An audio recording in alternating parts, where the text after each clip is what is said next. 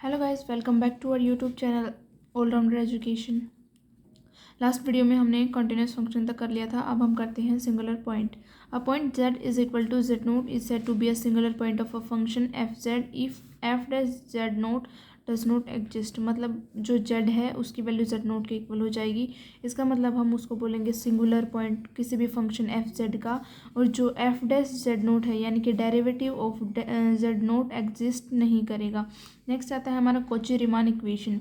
Suppose कर लेते हैं f of z is equal to u of x y plus iota v x y, यानी कि जो एफ ऑफ जेड है वो फंक्शन है यू और वी का, और जो यू और वी है वो वेरिएबल्स हैं एक्स एंड वाई के। Then z the first order partial derivative of u and v exist and satisfy the Cauchy-Riemann equation। Cauchy-Riemann equation हमारे पास क्या होती है, curl u upon curl x is equal to curl v upon curl y, curl u upon curl y is equal to minus of curl v upon curl x।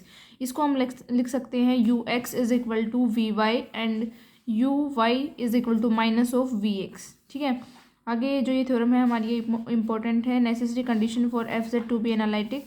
Late कर लेते हैं f of z किसका function है, u of x y plus iota v of x y is differentiable है Z naught. Z naught के जो point है वो हमने ले लिए x note plus iota Y naught in a domain D. Then the four partial derivatives u x v y v x and we Y exist and satisfy the Cauchy Riemann equations. Cauchy Riemann equation हमने जो ये वाली पढ़ी थी ये है, इनको हम कैसे लिख सकते हैं, u x is equal to v y and u y is equal to minus of v x.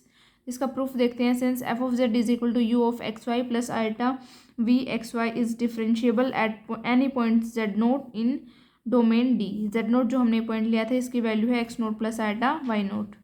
Therefore जो एफ डैश जेड नोट है वो किसके इक्वल आ जाएगा, लिमिट जेड टेंड करेगी जेड नोट को, और F of z minus f of z naught upon z minus z note. ये इसको हम इक्वेशन नंबर फर्स्ट कंसिडर कर लेते हैं। ये सिंपली हम डिफरेंशिएबिलिटी का डायरेक्ट रिजल्ट यूज़ कर रहे हैं। Exist finitely and uniquely as z tends to z naught in any manner. Suppose कर लेते हैं जेड टेंड करता है जेड नोट को in such a manner that जो जेड है वो टेंड करेगा जेड नोट को इज प्योरली रियल, मतलब वो रियल होगा। तो Z note is equal to x note plus iota Y nought हमने ले लिया, तो जेड की वैल्यू हम यहाँ पे कंसिडर कर लेते हैं x plus iota Y naught. Therefore जो जेड माइनस जेड नोट है वो किसके इक्वल आ जाएगा, एक्स माइनस एक्स नोट के। और अगर हमारा जेड टेंड करता है जेड नोट को तो एक्स भी क्या करेगा, टेंड करेगा एक्स नोट को। F dash z note is equal to limit z tend करेगा जेड नोट को, f of z minus f of z naught upon z minus z naught. Limit tend कर रही है जेड टेंड कर रही है Z note को, f of z minus f of z naught upon z minus z naught. Same line लिख दी। तो लिमिट एक्स टेंड करेगी एक्स नोट को, तो जो ये z है इसकी वैल्यू हम पुट कर देंगे। z को हमने क्या लिया था x plus iota Y naught, plus z note को हमने क्या लिया था minus f x note plus iota Y naught upon x minus x naught. जो z माइनस जेड नोट है इसकी वैल्यू हमने पहले निकाली थी, जो z माइनस जेड नोट है वो आया था x माइनस एक्स नोट के इक्वल। अब यहाँ से क्या करते हैं, जो ये f है ये किसका फंक्शन था, u और u प्लस आइटा v का फंक्शन था, तो वो वैल्यू इसमें पुट कर देते हैं। तो f x plus iota Y naught है तो इसको हम लिख देंगे u x comma y naught plus iota v x comma y naught minus इसको भी u x naught y naught plus iota v x naught y naught upon x minus x naught. अब क्या करते हैं, रियल पार्ट को अलग निकाल लेते हैं और इमेजनरी को अलग निकाल लेते हैं। तो जस्ट हमने ये किया है और इसको हमने दे दिया इक्वेशन नंबर 2 का नाम। अगर हम एज्यूम करते हैं कि जो फंक्शन एफ है वो डिफरेंशिएबल है और जो इसका एक्सप्रेशन है मस्ट टेंड करता है एक यूनिक लिमिट को, जैसे कि एक्स टेंड करता है एक्स नोट को। दस रियल एंड इमेजनरी पार्ट्स, जो इक्वेशन नंबर 2 है इसका रियल और जो इमेजनरी पार्ट है वो टेंड करेगा एक यूनिक लिमिट को। This is equivalent to the statement of partial differential coefficient curl u upon curl x and curl v upon curl y exist करेंगे एट पॉइंट जेड नोट के। तो we get f dash z note is equal to curl u upon curl x plus iota curl v upon curl x. इसको हम equation number 3 बोलेंगे। U x plus iota v x हम इसको लिख सकते हैं क्योंकि जो यू का है वो एक्स के रिस्पेक्ट में डेरिवेटिव है, वी का वो भी एक्स के में है। सिमिलरली हम लेट अस टेक कर लेते हैं जेड टेंड करता है जेड नोट को, ये प्योरली इमेजनरी है, तो Z note is equal to x note plus iota Y naught, और जेड की वैल्यू अब की बार हम ले लेते हैं x note plus iota y, such that जो जेड माइनस जेड नोट है उसकी वैल्यू हमारे पास आ जाएगी iota y minus y naught के। अगर z टेंड करता है जेड नोट को तो जो y है वो भी टेंड करेगा y नोट को। देयरफॉर जो f डैश जेड नोट है वो किसके इक्वल आ जाएगा, लिमिट z टेंड करेगी जेड नोट को, f of z minus f of z naught upon z minus z naught के। तो लिमिट y टेंड करेगी y नोट को, तो z की वैल्यू हम इसमें पुट कर देते हैं, f of x naught plus iota f of x note plus iota y minus f of x note plus iota Y naught upon z minus z naught की value हमारे पास यहाँ पे आई हुई है iota y minus y note.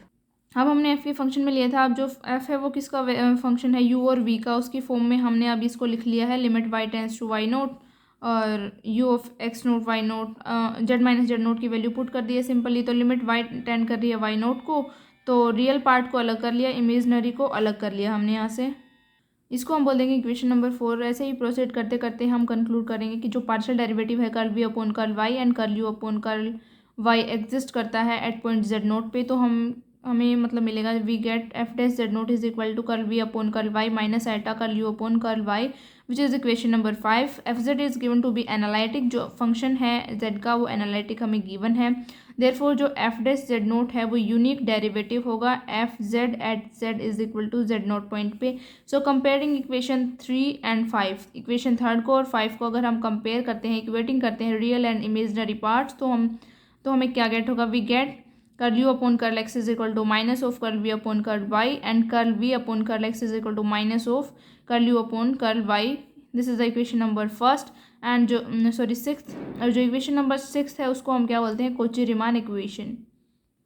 इसमें ये एक रिमार्क आता है, conditions of the above theorem are not sufficient. जो हमारी थ्योरम है वो प्रूव हो गई है। मिलते हैं नेक्स्ट वीडियो में, तब तक के लिए चैनल को लाइक शेयर एंड सब्सक्राइब ज़रूर कीजिएगा।